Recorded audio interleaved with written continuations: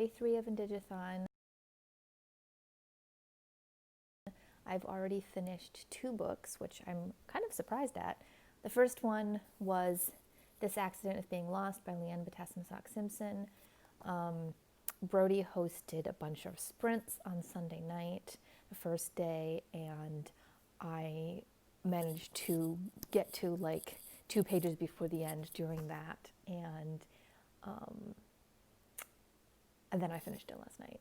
So yeah, this is like absolutely stunning. Leanne's talent is just the wit, the vulnerability. There's this one line that I really loved. Okay, here we go.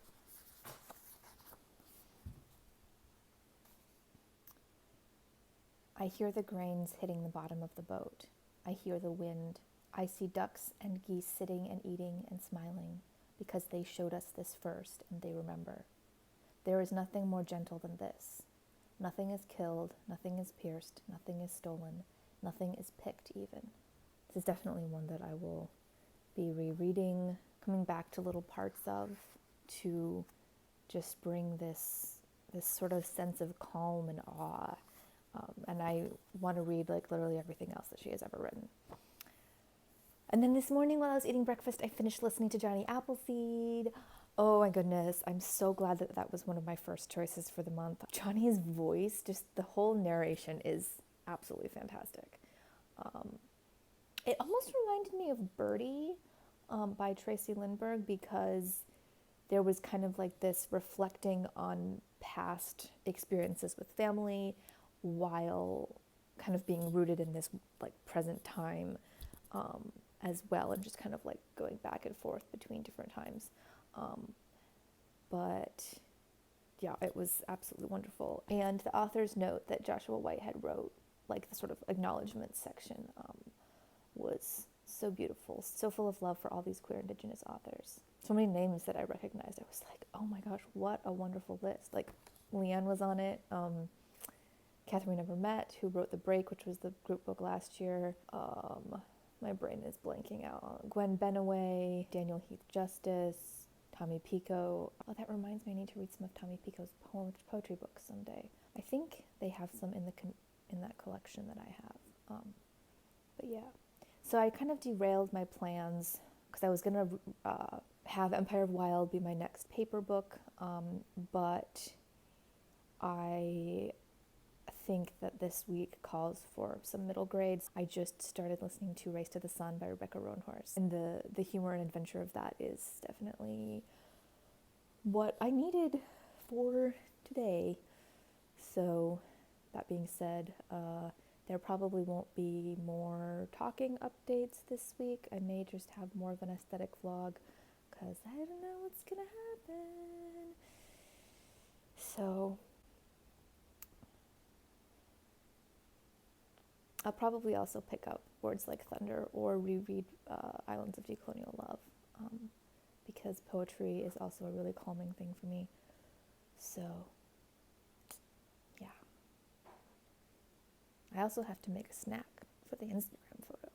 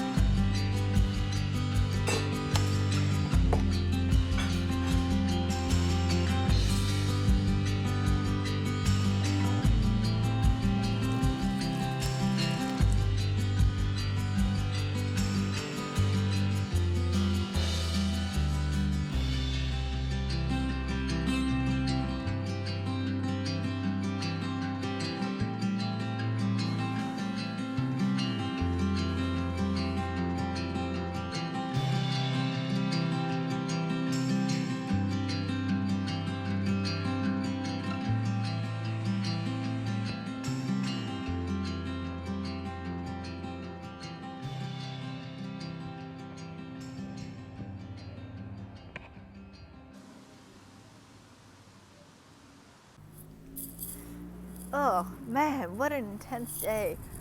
Whew.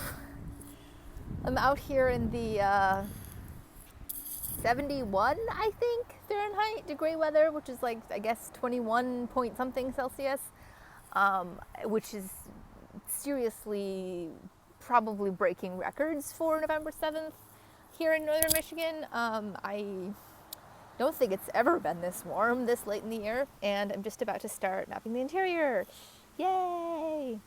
Today is November 8th, so 1 week down of IndigAthon. I just made it to page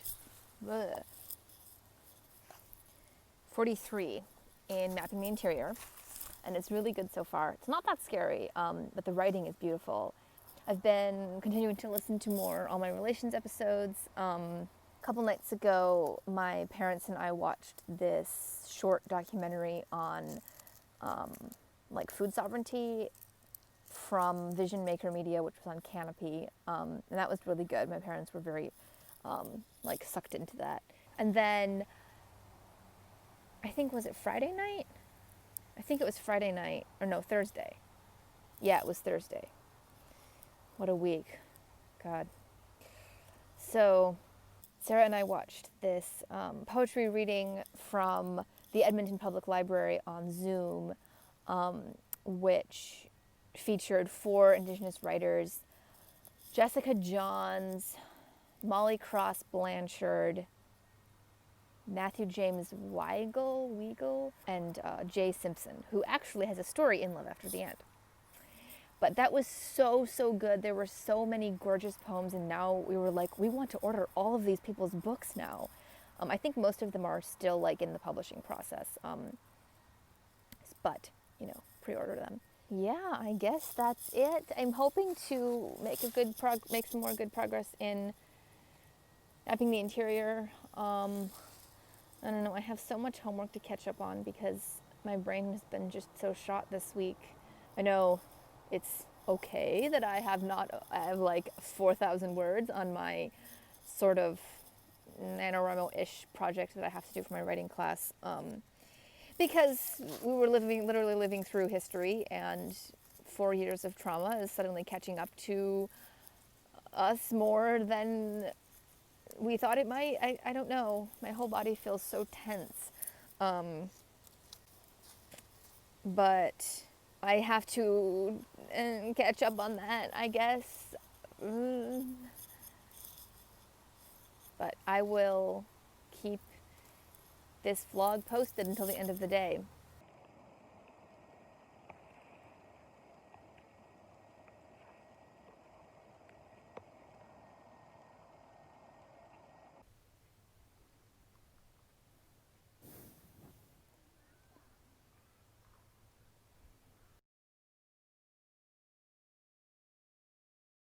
Hi, final check-in for the night. Me and my blue corn muffins just won the snacks giveaway. I'm so surprised. I'm delighted, but I'm just like, I don't know how to handle this attention. But that's very fun end to an absolutely wild week.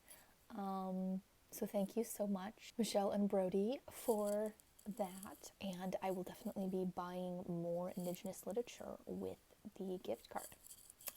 Last thing to sign off with, I think, is that I've gotten to like page 50 something of my buddy read with Sage with mapping the interior. I think like 56. I also found a new podcast on, I think it was a post from Red House series, who makes Not Invisible podcast. But the show is called Coffee and Quack. I think it's how you say it. Is all based in so-called Alaska. The like super far north is something that I recognized was kind of like missing from my TBR / like media consumption so far. So I was really excited about that, and I started listening to the first episode on Inuit tattoos, which is super good, and I'm really excited to check out more. So yeah, I will put a link down to that below, and yeah, alright, well, I'm going to sign off so that I can edit this and post it tonight. Hopefully smooth sailing for the rest of the month. I've really enjoyed everything that I have read, watched, listened to this month so far, and I'm excited to keep going. Okay, goodbye.